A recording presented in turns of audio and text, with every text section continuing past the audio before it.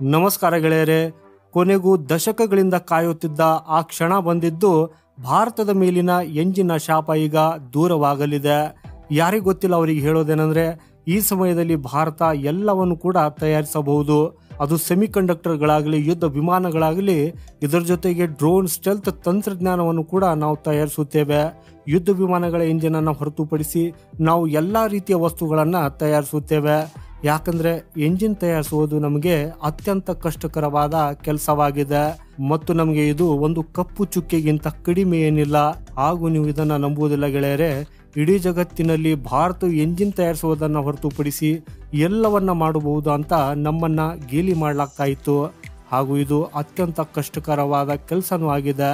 ಯಾಕಂದ್ರೆ ಯುದ್ಧ ವಿಮಾನ ತಯಾರಿಕೆಯಲ್ಲಿ ಮುಖ್ಯವಾಗಿ 2 ಹಂತಗಳಿವೆ. ಮೊದಲ ಹಂತವು ಯುದ್ಧ ವಿಮಾನವನ್ನ ಸಂಪೂರ್ಣವಾಗಿ ಸಿದ್ಧಪಡಿಸುವುದು. ಸೊ ಇಲ್ಲಿ ಅರ್ಧದಷ್ಟು ಕೆಲಸ ಆಗಿದೆ, ಅಂದ್ರೆ 50% ಅಷ್ಟು ಕೆಲಸ ಆಗಿದೆ. ಮತ್ತು ಉಳಿದ 50% ಎರಡನೇ ಹಂತ, ಅಂದ್ರೆ ಆ ಯುದ್ಧ ವಿಮಾನದ ಎಂಜಿನ್ ತಯಾರಿಸುವುದು. ಸೊ ಇದರಿಂದ ನೀವು ಇದು ಎಷ್ಟು ಕಷ್ಟಕರವಾಗಿದೆ ಅನ್ನೋದನ್ನ ಅರ್ಥ ಮಾಡಿಕೊಂಡಿರಬೇಕು. ಸೊ ಅದಕ್ಕಾಗಿ ಇದನ್ನ ಪ್ರಪಂಚದ ಕೆಲವೇ ದೇಶಗಳು ಮಾತ್ರ ಮಾಡುವುದಕ್ಕೆ ಸಾಧ್ಯವಾಗಿದೆ. ಇಲ್ಲಿ ಚೀನಾಗೂ ಕೂಡ ತನ್ನದೇ ಆದ ಸರಿಯಾದ ಎಂಜಿನ್ ಅನ್ನು ತಯಾರಿಸುವುದಕ್ಕೆ ಸಾಧ್ಯವಾಗಿಲ್ಲ.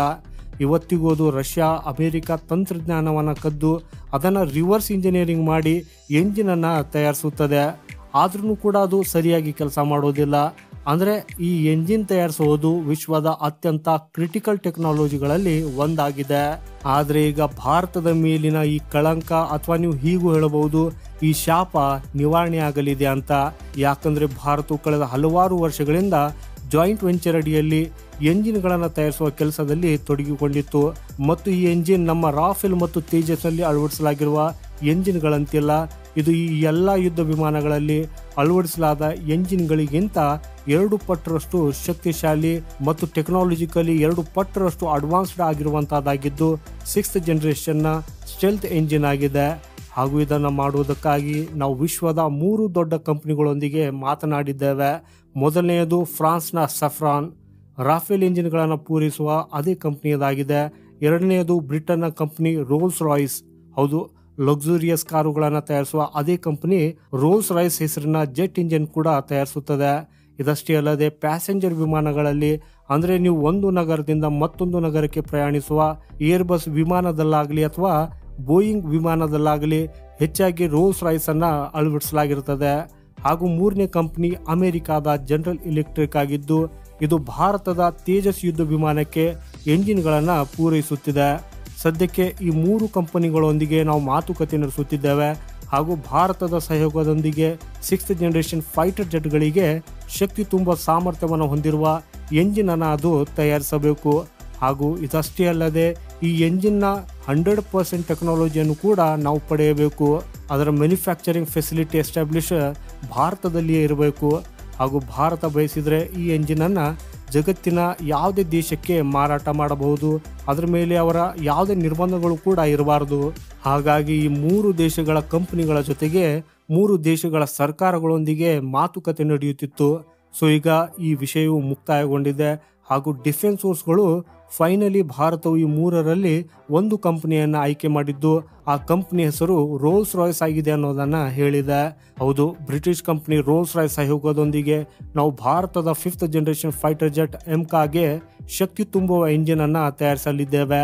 ಅದರ ನಂತರ ನಾವು 6th ಜನರೇಷನ್ ಫೈಟರ್ ಜೆಟ್ ಅನ್ನು ಕೂಡ ತಯಾರಿಸುವುದಕ್ಕಾಗಿ ಬಯಸುವುದಾದರೆ, ಅಂದರೆ ಅಮೆರಿಕ F-47 ಅನ್ನು ತಯಾರಿಸುತ್ತಿರುವಂತೆ ಭಾರತವು ಸಹ 6ನೇ ತಲೆಮಾರಿನ ಸ್ಟೆಲ್ತ್ ಯುದ್ಧ ವಿಮಾನವನ್ನು ತಯಾರಿಸಿದರೆ ಅದನ್ನು ಸಹ ಪವರ್ ತುಂಬುವ ಸಾಮರ್ಥ್ಯವನ್ನ ಇದು ಹೊಂದಿರುತ್ತದೆ.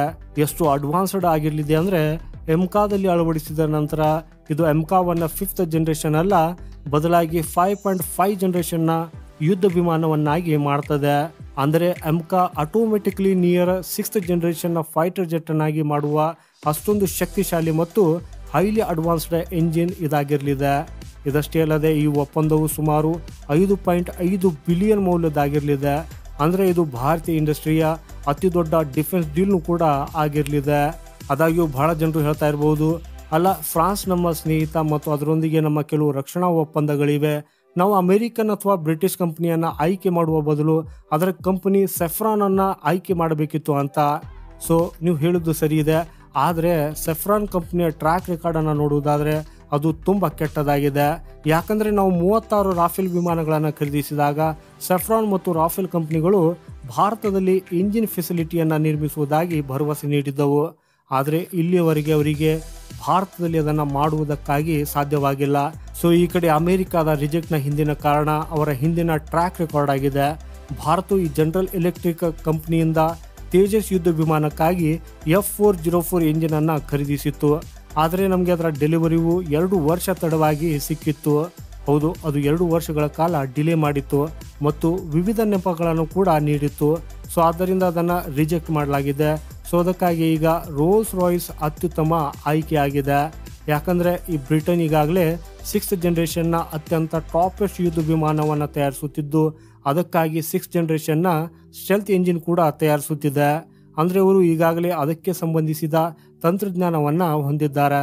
ಡೆಲಿವರಿ ವಿಷಯದಲ್ಲೂ ಅವರ ಟ್ರ್ಯಾಕ್ ರೆಕಾರ್ಡ್ ಉತ್ತಮವಾಗಿದೆ. ಹಾಗೂ ಇಲ್ಲಿ ಮಹತ್ವಪೂರ್ಣವಾದ ವಿಷಯ ಅಂದರೆ ಅದು ಭಾರತಕ್ಕೆ 100% ಅನ್ರಿಸ್ಟ್ರಿಕ್ಟೆಡ್ ಟೆಕ್ನಾಲಜಿಯನ್ನು ಕೊಡುವುದಕ್ಕಾಗಿ ರೆಡಿ ಇದ್ದು ಯಾವುದೇ ರಿಸ್ಟ್ರಿಕ್ಷನ್ ಇರುವುದಿಲ್ಲ. ನಾವು ಯಾವುದೇ ನಿರ್ಬಂಧಗಳಿಲ್ಲದೆ ಅದನ್ನು ಎಷ್ಟು ಬೇಕಾದರೂ ಮಾಡಿಫೈ ಮಾಡಿಕೊಳ್ಳುತ್ತಾ ಅದರ ವಿಭಿನ್ನ ಹೊಸ ವರ್ಷನನ್ನು ತಯಾರಿಸಿ ಜಗತ್ತಿನ ಯಾವುದೇ ದೇಶಕ್ಕೆ ಮಾರಾಟವನ್ನು ಮಾಡಬಹುದು. ಇದಕ್ಕಾಗಿ ಈ ಬ್ರಿಟನ್ ಅಥವಾ ರೋಲ್ಸ್ ರಾಯ್ಸ್ನಿಂದ ಭಾರತಕ್ಕೆ ಯಾವುದೇ ನಿರ್ಬಂಧಗಳಿರುವುದಿಲ್ಲ. ಇನ್ನೊಂದು ಒಳ್ಳೆಯ ವಿಷಯವೆಂದರೆ ರೋಲ್ಸ್ ರಾಯ್ಸ್ ಆಲ್ರೆಡಿ ಭಾರತದಲ್ಲಿ ತನ್ನ ಒಂದು ಸಬ್ಸಿಡಿಯರಿ ಕಂಪ್ನಿಯನ್ನು ನಿರ್ಮಿಸಿದ್ದು ಅದರ ಅಡಿಯಲ್ಲಿ ಭಾರತದಲ್ಲಿ ಅದು ಮ್ಯಾನುಫ್ಯಾಕ್ಚರಿಂಗ್ ಮಾಡಲಿದೆ. ಹಾಗೂ ಇನ್ನು ಏನು ಹೇಳಲಾಗ್ತಿದೆ ಅಂದರೆ ಇದರ ಅಂಡರ್ ಅಂದರೆ ರೋಲ್ಸ್ ರಾಯ್ಸ್ ಇಂಡಿಯಾ ಪ್ರೈವೇಟ್ ಲಿಮಿಟೆಡ್ನ ಅಡಿಯಲ್ಲಿಯೇ ಭಾರತದಲ್ಲಿ ಫ್ಯಾಕ್ಟರಿಯನ್ನು ಸ್ಥಾಪಿಸಲಿದ್ದು ಭಾರತವು ತನ್ನದೇ ಆದ ಎಂಜಿನ್ ಫ್ಯಾಕ್ಟರಿಗಳನ್ನು ಸ್ಥಾಪಿಸುವಲ್ಲಿ ಕೂಡ ಇದು ಸಹಾಯ ಮಾಡಲಿದೆ. ಅಂದರೆ ರೋಲ್ಸ್ ರಾಯ್ಸ್ನ ಸಂಪೂರ್ಣ ಪ್ರಾಜೆಕ್ಟು ಬಹಳ ಅತ್ಯುತ್ತಮವಾಗಿದೆ. ಸೊ ಅದಕ್ಕಾಗಿ ಭಾರತವು ರೋಲ್ಸ್ ರಾಯ್ಸನ್ನು ತನ್ನ ಪಾಲುದಾರರನ್ನಾಗಿ ಆಯ್ಕೆ ಮಾಡ್ತಾ ಇದೆ. ಹಾಗೂ ಇದರಿಂದಾಗಿ ಇದನ್ನು ನಂಬಿ ಗೆಳೆಯರೆ, ಭಾರತವು ಈಗ 5th ಜನರೇಷನ್ನ ಸ್ಟೆಲ್ತ್ ಎಂಜಿನನ್ನು ಅಷ್ಟೇ ಪಡೆಯುವುದಲ್ಲದೆ 6th ಜನರೇಷನ್ನ ಸ್ಟೆಲ್ತ್ ಎಂಜಿನನ್ನು ಕೂಡ ಪಡೆಯಲಿದೆ. ಇದು ಅಮೆರಿಕಾದ F-35 F-22 ರಾಪ್ಟರ್ನಲ್ಲಿ ಅಳವಡಿಸಲಾಗಿರುವಂಥ ಎಂಜಿನ್ಗಳಿಗಿಂತ ಹೆಚ್ಚು ಶಕ್ತಿಶಾಲಿ ಮತ್ತು ಅಡ್ವಾನ್ಸ್ಡ್ ಆಗಿರಲಿದೆ. ಹಾಗಾಗಿ ಇದು ಭಾರತದ ಡಿಫೆನ್ಸ್ ಇಂಡಸ್ಟ್ರಿಗೆ ಒಟ್ಟಾರೆಯಾಗಿ ಭಾರತಕ್ಕೆ ಬಹಳ ದೊಡ್ಡ ಒಳ್ಳೆಯ ಸುದ್ದಿಯಾಗಿದೆ. ಹಾಗೂ ಮುಂಬರುವ ಜೂನ್ ತಿಂಗಳಲ್ಲಿಯೇ ಈ ಒಪ್ಪಂದಕ್ಕೆ ಸಹಿ ಹಾಕಲಾಗುವುದು ಅನ್ನೋದನ್ನು ಹೇಳಲಾಗ್ತಾ ಇದೆ. ಸೊ ಆಗ ಇದರ ಬಗ್ಗೆ ಇನ್ನೂ ಹೆಚ್ಚಿನ ಮಾಹಿತಿಗಳು ಲಭ್ಯವಿರಲಿದ್ದು ಆ ಮಾಹಿತಿಯನ್ನು ಡಿಟೇಲ್ ಆಗಿ ನಿಮಗೆ ಹೇಳಲಿದ್ದೇನೆ. ಅದಕ್ಕಾಗಿ ಚಾನೆಲ್ ಸಬ್ಸ್ಕ್ರೈಬ್ ಮಾಡುತ್ತಾ ಬೆಲ್ ಐಕಾನ್ ಆನ್ ಮಾಡುವುದನ್ನು ಮರೆಯದಿರಿ. ಈ ಮಾಹಿತಿ ಇಷ್ಟವಾದರೆ ವಿಡಿಯೋನ ಲೈಕ್ ಮಾಡುತ್ತಾ ಕಮೆಂಟಲ್ಲಿ ನಿಮ್ಮ ಅಭಿಪ್ರಾಯವನ್ನು ಬರೆದು ನಮಗೆ ತಿಳಿಸಿ. ಸಿಗೋಣ ಮುಂದಿನ ಮತ್ತೊಂದು ಇಂಟ್ರೆಸ್ಟಿಂಗ್ ಮಾಹಿತಿಯೊಂದಿಗೆ. ವಂದೇ ಮಾತರಂ. ಭಾರತ್ ಮಾತಾ ಕಿ ಜೈ.